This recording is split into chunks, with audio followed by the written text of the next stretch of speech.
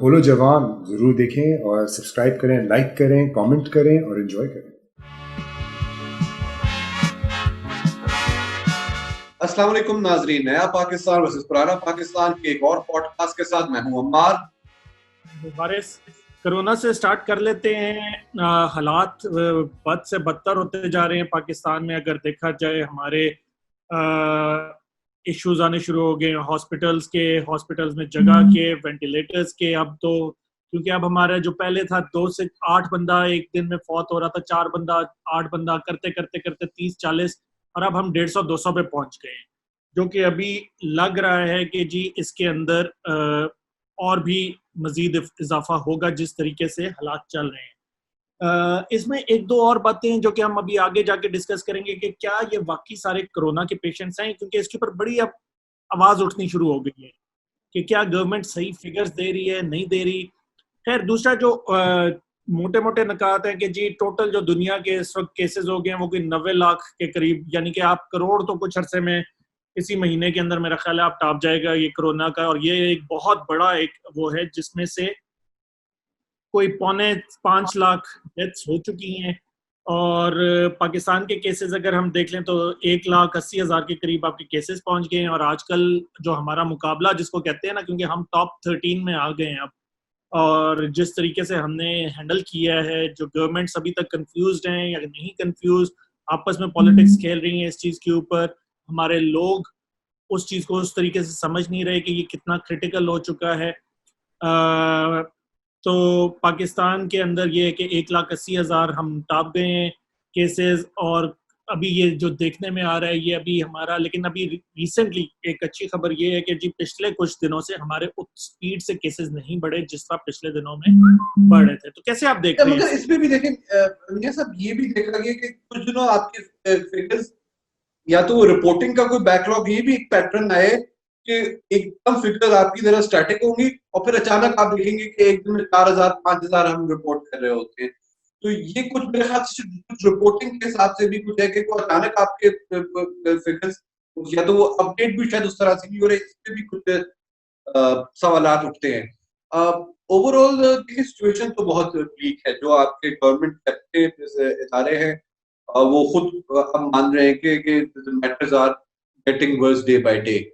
कुछ चीजें जो पॉजिटिव है, जो जो हमें एक्नॉलेज करनी चाहिए, वो ये है कि जो अवाम है और जो फिलैंथ्रोपिस्ट है वो अब और आगे आ रहे हैं। जैसा कि मैं आपको जेडीसी की मिसाल दूंगा। जेडीसी वाले कराची में बहुत एक्टिव है, बहुत काम किया उन्होंने शुरू से राशन के वक्त में। और अभी जेडीसी वाले एक फ्री हॉस्पिटल बना रहे हैं नाजमाबाद में, हुनैर तखानी साहब के साथ मिलकर। उसमें उन्होंने ऑक्सीजन के लिए सिलेंडर्स भी प्रोक्योर कर ली है, बल्कि वो ऑक्सीजन प्रोड्यूस करने वाला एक प्लांट भी वहां पे असेंबल कर रहे हैं। तो यहाँ पे ये चीजें वाकई में काबिल सताइश है कि लोग इसमें आगे बढ़ रहे हैं और इसको अपना एक किरदार अदा कर रहे हैं। और इसकी जरूरत भी है। जो लोग साहिब इस्तेदाद है, हैसियत रखते हैं, उन लोगों को चाहिए कि आगे बढ़े।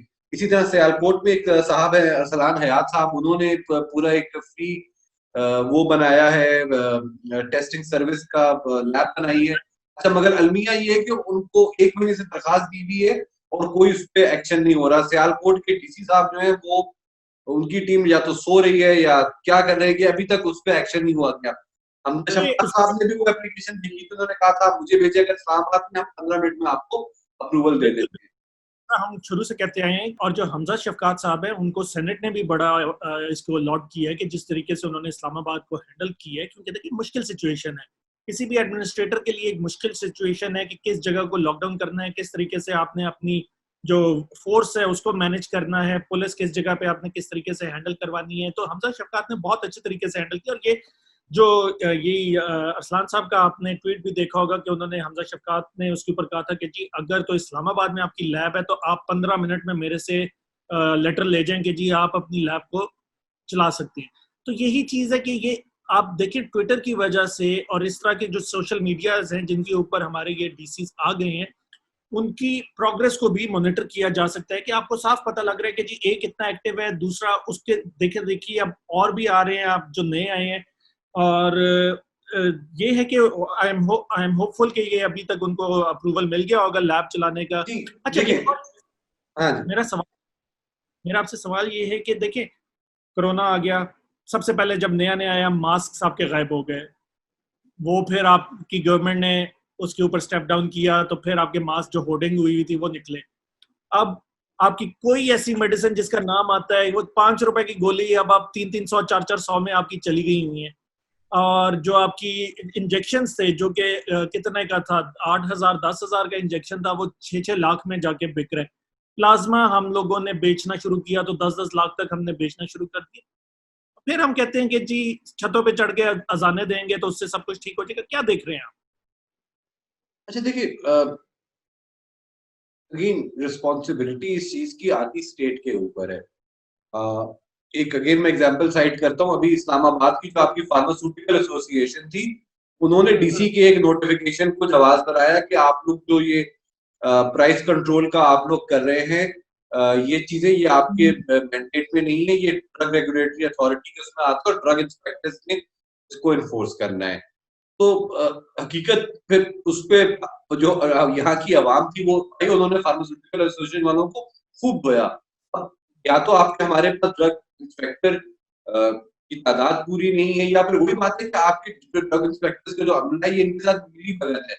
क्योंकि जब तक लोकल एडमिनिस्ट्रेशन स्टेप इन नहीं की थी, आपकी वही बात है कि जो एक मास्क है वो इन्होंने 50-50 रुपए का भी बेचा है। इन्हीं फार्मास्यूटिकल कंपनीज ने सैनिटाइजर्स को 6-6 700 रुपए के इन्फ्लेटेड शुरू के दिनों में तो बहुत इन्होंने वो किया। तो अब वक्त की लोकल एडमिनिस्ट्रेशन हरकत में आई और इन्होंने इन चीजों को कंट्रोल किया। तो आप ये भी देख रहे हैं कि किस तरह से जब एडमिनिस्ट्रेशन भी अमल में आती है तो आपकी एसोसिएशन आ जाती है, ताजा तंजीम में आ जाती है कि ये आपका मैंडेट नहीं है। तो ये एक सिर्फ एक छोटी सी एग्जांपल है।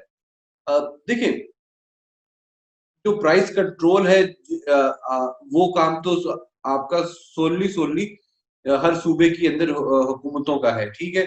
उसमें अब आपकी टाइगर फोर्स या तो वो चूने से दायरे बना रही थी, या एक जगह पे वो खबर आई थी वो पैसे लेते हुए पकड़े गई थी।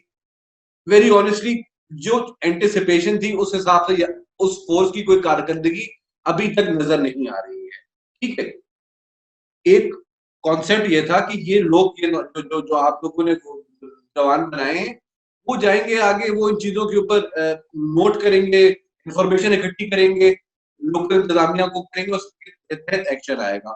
मगर है जो जो जिस तरह से एंटिसिपेटेड था फोर्स का नाम, जिस तरह से इसको बनाया गया आइसोलेशन में, तो वो अब बात करते हैं टाइगर फोर्स की, तो मैं भी कहता हूँ आवाम की नजर में वो एक पीटीआई का एक इनिशिएटिव है, वो एक कंसेंसस का इनिशिएटिव नहीं है।